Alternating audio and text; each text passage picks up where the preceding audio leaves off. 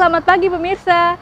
Berita Padang hadir kembali hari ini bersama saya Adini dan sejumlah informasi telah kami siapkan untuk Anda. Berikut selengkapnya.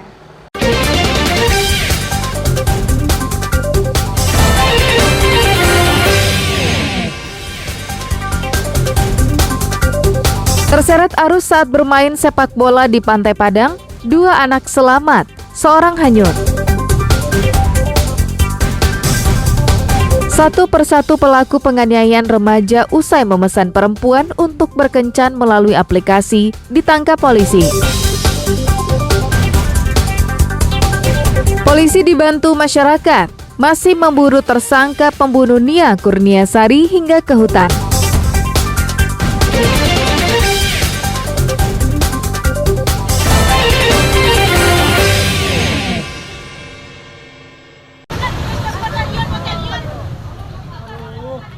Terseret arus saat bermain sepak bola di pantai, 3 anak dilaporkan hanyut di kawasan pantai, pusat kota Padang, pada Senin sore. Warga sekitar yang mengetahui kejadian berupaya membantunya. 2 orang berhasil selamat dan dilarikan ke rumah sakit. Namun seorang anak yang bernama Fadil dan berusia 6 tahun, hanyut dan hilang terseret arus ke tengah laut. Tim SAR gabungan berupaya mencari korban dengan cara menyisir di sepanjang pinggir pantai. Kuatnya arus serta ombak yang tinggi menyulitkan tim SAR dan tidak bisa melanjutkan pencarian ke tengah laut dengan perahu karet.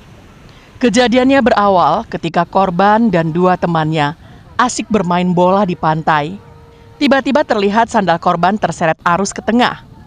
Korban berusaha mengejar sandalnya, dibantu kedua orang temannya. Tanpa sadar, ketiganya telah berada jauh dari pinggir pantai. Upaya mengambil sendal itu gagal. Bahkan Fadil dan kedua temannya terseret arus. Bermain di pinggiran pantai, main bola. Jadi kebetulan sendalnya hanyut. Dia bawa di arus, jadi dikejarnya sendalnya ini oleh si Fadil. Terus dia terseret sama arus. Datanglah tim yang dari masyarakat yang menolong. Dan untuk korban yang 2 itu dibawa ke M Jamil 1 dan rumah sakit RST 1. Iya, ada 3 orang tadi. Jadi yang atas nama Fadil ini dia terseret oleh arus karena sendalnya hanyut di bawah arus pantai. Pencarian pada malam hari juga belum membuahkan hasil. Tim SAR mencari di sela-sela batu grip untuk melihat apakah korban terjepit batu. Namun upaya itu belum membuahkan hasil. Alfi melaporkan dari Padang.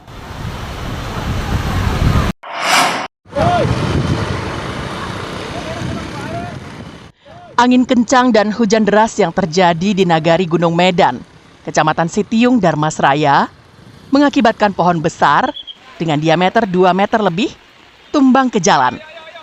Akibatnya terjadi kemacetan sepanjang 2 km pada 2 arah. Untuk mengevakuasinya, polisi, BPBD, dan masyarakat bersama-sama memotong pohon menjadi bagian-bagian kecil agar mudah menyingkirkannya.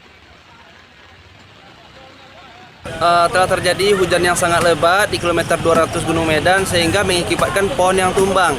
Jadi pohon tumbang ini langsung jatuh ke jalan sehingga mengakibatkan kemacetan dari 2 arah, baik dari arah Padang menuju Jakarta, begitu juga sebaliknya. Kami dari Kepolisian Polres Darmasraya, Satuan Lalu Lintas, beserta Pawas dan juga dengan BPBD, tokoh masyarakat, beserta pemuda setempat berupaya untuk menggeser kayu-kayu tersebut supaya arus lalu lintas bisa berjalan dengan baik. Petugas butuh waktu lebih dari 3 jam untuk mengevakuasi pohon tumbang. Setelah itu, arus lalu lintas ke 2 arah kembali normal. Eko Pangestu melaporkan dari Darmasraya.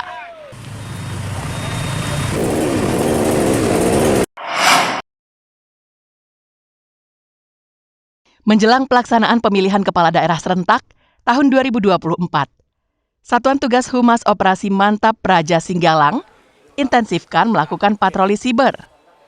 Hal ini dilakukan untuk mencegah dan menindak segala bentuk kejahatan siber yang berpotensi mengganggu jalannya pilkada serentak pada November mendatang.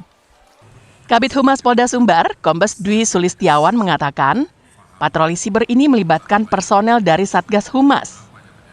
Mereka akan memantau dan mencegah penyebaran informasi yang bersifat hoaks, provokasi, ujaran kebencian, dan propaganda yang dapat memecah belah bangsa dan berpotensi mengganggu pelaksanaan Pilkada 2024. Patroli siber ini setiap hari dilakukan untuk menciptakan suasana pilkada yang aman dan kondusif. Selain itu, untuk memberikan informasi kepada masyarakat agar tidak terpancing oleh isu-isu yang belum jelas kebenarannya.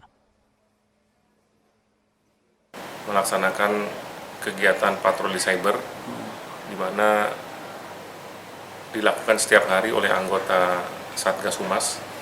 Tentunya ini untuk mencegah adanya isu-isu yang berkembang, adanya isu-isu hoaks, kemudian provokasi, kemudian ada hate speech, termasuk propaganda mungkin yang dapat memecah belah bangsa.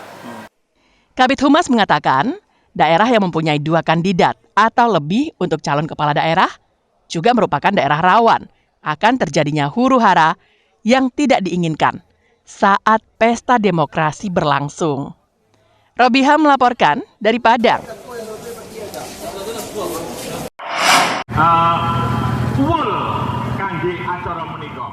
Warga Nagari Mahakarya, Kecamatan Luhak Nanduo, Pasaman Barat, yang berasal dari suku Jawa, menggelar arak-arakan hasil panen untuk dibagikan kepada masyarakat. Arak-arakan ini dilakukan sebagai bentuk rasa syukur karena hasil panen pertanian warga Nagari Mahakarya melimpah ruah. Mereka menggelar arak-arakan keliling kampung sambil membawa aneka ragam sayuran. Berbagai jenis sayuran mulai dari terong, tomat, jagung, kacang panjang, dan jenis sayuran lainnya ditumpuk dan dibentuk seperti tugu yang ujungnya lancip. Lalu diarak keliling kampung sambil diiringi musik tradisional Jawa. Ratusan warga antusias mengikuti arak-arakan itu. Pasalnya, kegiatan ini baru pertama kali dilaksanakan di kampung mereka.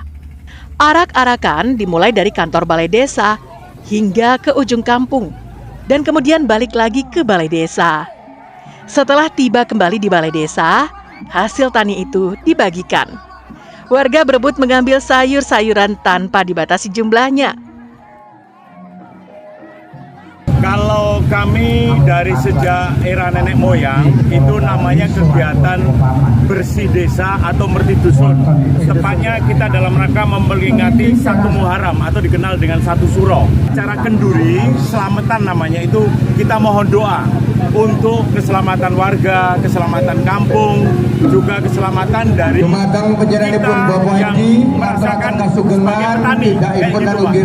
Kita mulai acara dengan kenduri, melanjutkan dengan gerbek 1 Suro, dan hari ini kita melaksanakan pagelaran wayang kulit semalam. Kita termasuk melaksanakan acara lebih besar agar harapan kami juga menjadi sebuah destinasi wisata budaya, sehingga kampung kita makin dikenal di luar. Jika tahun depan hasil panen akan melimpah, maka warga Mahakarya akan kembali menggelar arak-arakan ini. Safatul Ulum melaporkan dari Pasaman Barat.